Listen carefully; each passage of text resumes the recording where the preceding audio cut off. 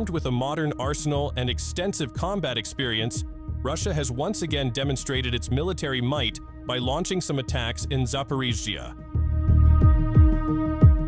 Ready to watch Russia's military capabilities this time? Keep your eyes on the story. The atmosphere in Zaporizhzhia, a region in southern Ukraine, has once again been shattered by the roar of engines and successive explosions. According to the Vijesti news site, in a highly coordinated operation, Russia launched an airstrike using 14 Grad 2 unmanned aerial vehicles. The primary target, a Ukrainian warehouse.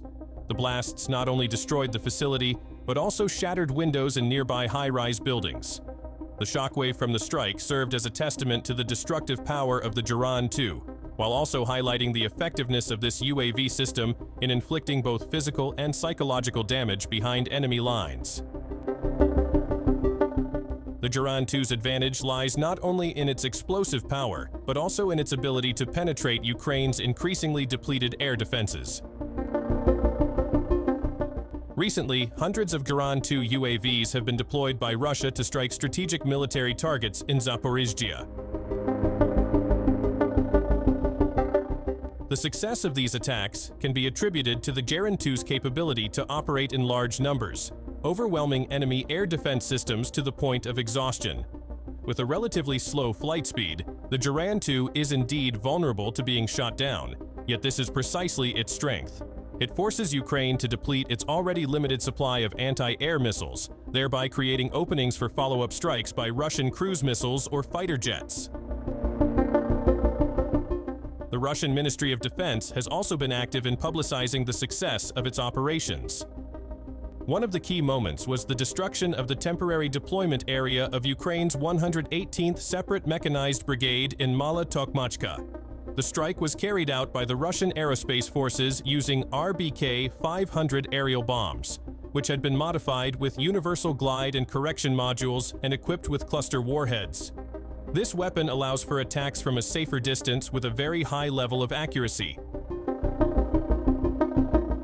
The RBK-500 cluster bomb can disperse submunitions over a wide radius, effectively disabling enemy troop concentrations, combat vehicles, and logistics in a single precision strike. Footage circulating on various military channels shows successive explosions and panic within Ukrainian ranks, demonstrating a level of precision and destructive power that current opposing defense systems struggle to counter. Russia's success in the Zaporizhzhia region is not only due to its advanced weaponry, but also to its logistical preparedness and strategic mine-clearing efforts. Russian Defense Minister Andrei Belousov had already stated in 2024 that Moscow would intensify operations across the Donetsk, Luhansk, Kherson, and Zaporizhzhia oblasts in 2025. To support this offensive, Russian explosives experts have been deployed to detect and clear mines along key routes in the Zaporizhzhia region. This step is crucial, as Ukrainian-planted mines, laid over years, have been a major obstacle to the advance of ground forces. Through systematic clearing, Russia has opened safe routes for combat vehicles and infantry, accelerating the pace of the offensive and minimizing casualties from landmines. This is one of the key reasons why Russia's assault in Zaporizhzhia has progressed with increasing speed and minimal significant resistance. In addition to UAVs and precision bombs, Russia also relies on the Grad multiple launch rocket system operated by the Dnieper Force Group. The Grad system is known as one of the most feared artillery weapons on the Ukrainian battlefield. With the ability to fire dozens of rockets within seconds, the Grad can massively destroy ammunition depots, troop concentrations, and enemy combat vehicles.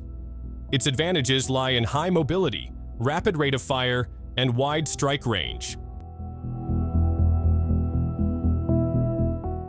In one operation in Zaporizhzhia, the Grad successfully destroyed a Ukrainian ammunition depot, triggering secondary explosions that worsened the damage and weakened the opponent's logistics. The effectiveness of the Grad has been further enhanced by integration with drone reconnaissance systems, allowing real-time fire adjustments and improved accuracy in striking vital targets.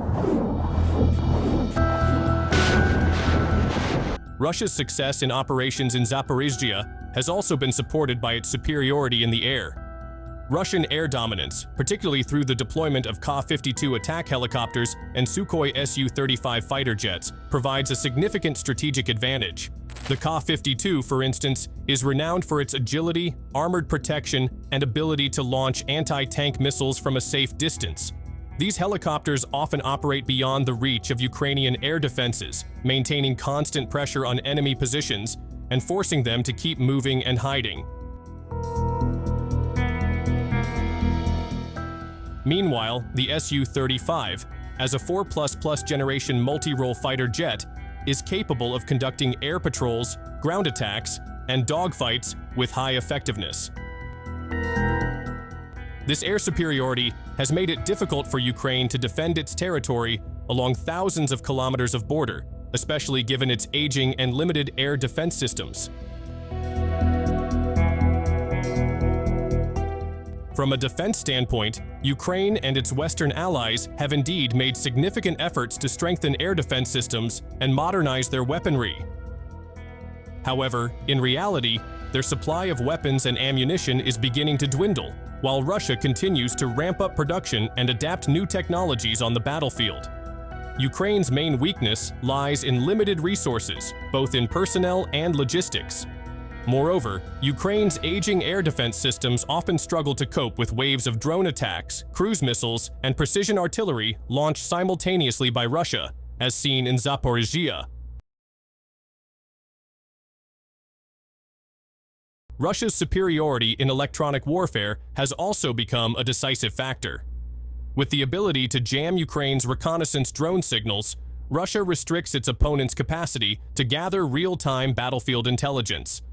This makes Russian troop movements harder to detect and their attacks more difficult to anticipate. Overall, Russia's military operations in Zaporizhzhia demonstrate a synergy of modern weapon technologies, mine-clearing strategies, air dominance, and artillery superiority. While Ukraine and its Western allies continue to resist and adapt, Russia's current edge in weaponry and tactics in southern Ukraine remains a major challenge that is difficult to match. Each new wave of Russian attacks not only tests the physical resilience of Ukraine's defenses, but also gradually erodes the morale and logistical readiness of Ukrainian forces over time. How far do you think Russian forces will advance in Zaporizhzhia? Any guesses? Leave your thoughts, and thanks for watching.